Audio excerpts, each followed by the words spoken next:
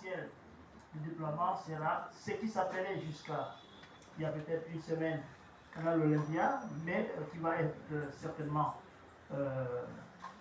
rebaptisé. Bon, c'est le recteur qui nous dira ici.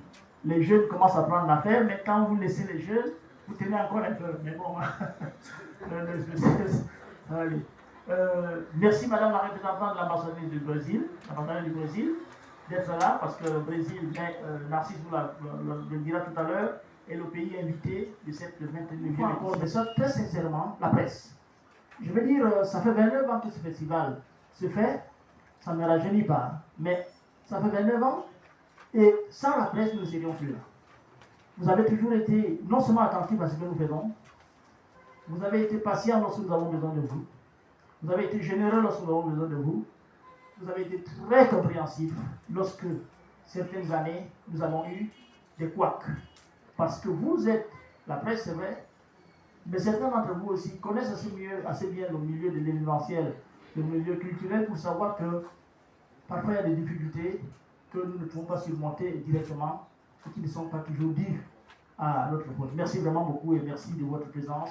Et j'espère que nous continuerons. Et vous savez, quand je parle de 29e édition, je me tais parce que je suis très heureux d'accueillir Madame la directrice. Il va falloir que nous tous on se mette dans la préparation de la grande fête.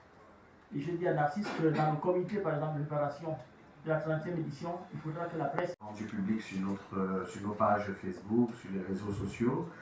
Donc, je vais peut-être simplement vous inviter à repartir sur nos pages pour avoir exactement les titres des films, parce que ça prendra trop de temps de les énumérer. Mais ce qu'il faut retenir, c'est que nous avons reçu environ 600 ou 800 films cette année, et nous en avons sélectionné juste 50. Et sur les 50 films, il y a 36 courts-métrages qui nous viennent de l'Afrique, exactement 10 pays d'Afrique. Et pour les longs-métrages internationaux, nous en avons retenu 8. Nous avons retenu également 5 films, parmi lesquels il y a un film camerounais. Et dans la catégorie documentaire, nous avons également retenu 5 films documentaires. Et parmi lesquels le film Dahomey de Mati Diop qui questionne le retour des œuvres. Comme président du jury, M. Zola, qui est un très grand réalisateur sud-africain, qui a également obtenu le talent de l'Énéga en 2005. Voilà. Zola Maseko, voilà, c'est son nom. Il est talent de l'Énéga, c'est lui qui va présider donc, le jury international. Et donc à sa suite, comme membre de ce jury-là, vous avez Madame Apolline Traoré, c'est une Burkinabé, elle est aussi étalon d'argent avec son film Sira. Ensuite, vous avez Thérèse Ngono, qui est du Cameroun, l'artiste Thérèse Ngono, qui d'ailleurs a fait sensation dans le film Notable de Thomas Guidjot, qui sortira probablement en salle dans les prochains jours. Ensuite, vous avez notre frère et ami du Tchad, Routourban Beth, qui nous vient du Tchad. Vous avez M. Tankintus, qui nous vient du Cameroun, que vous connaissez sans doute, avec le film The Fisherman's Diary. Ensuite, dans la catégorie long métrage Afrique centrale et camerounaise, vous avez M. Alex Moussa Sawadogo, qui, voilà, il y a quelques temps, était encore le directeur général du FESPACO, le délégué général du FESPACO, mais depuis le 27 mars, il a été porté à la tête de l'agence burkinabé du cinéma, de la cinématographie et de l'audiovisuel. À sa suite, vous avez Mme Géraldine Lechen, qui est elle aussi elle est directrice du Festival Vue d'Afrique au Canada.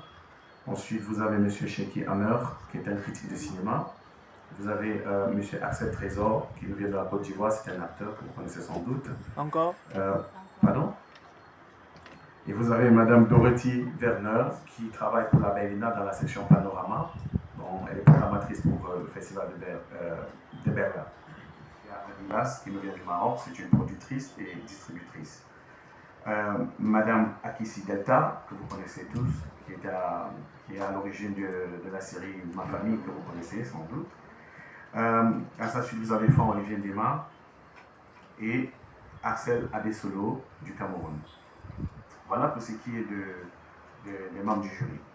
Alors, pour la programmation générale, nous allons, je crois qu'avec Ozira, nous allons vous envoyer ça par mail aussi, mais je vais essayer de bosser très rapidement. Le festival, évidemment, il commence le 20 septembre Donc nous avons fait une ouverture au Palais de Congrès. Et le film d'ouverture, M. Bassel vient de l'annoncer. C'est un biopic sur Fanon. Et je vous invite tous à regarder. C'est un très très très beau film, magnifique.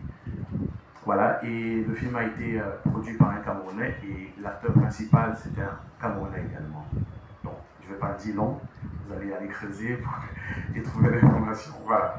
Donc, et du coup le dimanche, nous avons donc des projections qui vont commencer à partir de 14h. Brésil, nous aurons un expert qui va entretenir les participants dans le module de production. Donc ce sera une très très belle expérience et j'invite certains d'entre vous encore à postuler s'ils n'ont pas encore fait. Ça va s'arrêter. Avec la stratégie nationale du développement 2030 parce qu'il adresse une problématique importante dans le marché du cinéma, c'est la problématique de la distribution. Alors, il est important pour chacun d'entre nous de prendre part d'abord à ce festival, de drainer le maximum de personnes et surtout pour les cinéastes de comprendre que si dans le monde il y a des moments importants qui fédèrent les secteurs culturels, au Cameroun, en Afrique centrale, il y a le festival Écran Noir. C'est la présence sur le campus de l'Université de Yaoundé 1 d'une salle qui était dédiée à la projection des films. Une salle antérieurement appelée Canal Olympia. Cette salle avait été construite par le groupe Bolloré et son sous-groupe Canal Plus. Alors, le 3 avril 2025, Canal Olympia a été rétrocédé à l'Université de Yaoundé 1 par le groupe Bolloré et Canal Plus. Et le 1er juillet, nous avons commencé des discussions sur la cession et qui ont débouché sur la signature d'un accord tripartite entre Canal+, l'Université de Yaoundé 1 et le ministère de l'Enseignement supérieur. L'Université de Yaoundé 1 a lancé un appel à manifestation d'intérêt international le 30 juin pour la sélection d'un gestionnaire délégué de la salle de cinéma ex-Canal Olympia. Le groupe ivoirien Majestic One a été sélectionné au vu de sa réputation et son professionnalisme. Majestic One a une expérience de 10 ans dans la gestion des salles de cinéma en Afrique de l'Ouest. Majestic One vient d'acheter 2 salles de cinéma au Congo, notamment à Pointe-Noire et à Brazzaville. Lors de la rétrocession de la salle Canal Olympia à l'Université de Yaoundé 1, le ministre d'État, ministre de l'Enseignement supérieur, Jacques Famé-Ndongo, avait promis que les relations entre Canal Plus et Yaoundé 1 ne s'arrêteraient pas et que Yaoundé 1 aurait toujours besoin de la technicité de Canal Plus pour la gestion de cette salle antérieurement appelée Canal Olympia. Les écrans noirs sont le premier événement d'envergure à se produire en premier dans cette salle ex-Canal Olympia. Yaoundé 1 va donc abriter l'un des sites des écrans noirs. Au lendemain des écrans noirs, il y aura réouverture officielle de cette salle ex-Canal Olympia qui compte 300 places et 2 lobbies dont un VIP qui a une grande cour qui peut accueillir 3000 personnes et peut donc abriter un concert ou servir à la projection d'un film. Cette salle n'a pas encore été rebaptisée ou baptisée de nouveau. Comme vous le savez, étant donné que le ministre d'État, ministre de l'Enseignement supérieur, était impliqué à la rétrocession, Ce n'est pas une décision qui peut être prise uniquement par l'Université de Yaoundé 1. Mais d'ici peu, la salle va être rebaptisée, on va lui donner un autre nom.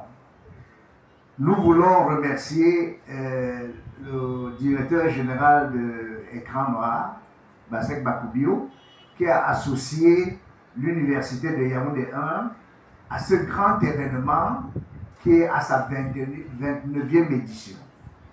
Nous sommes disposés à collaborer avec Écran Noir parce que nous avons des disciplines au sein de la faculté des arts, lettres et sciences humaines qui pourraient bénéficier de la technicité de l'Écran Noir. Je vous remercie.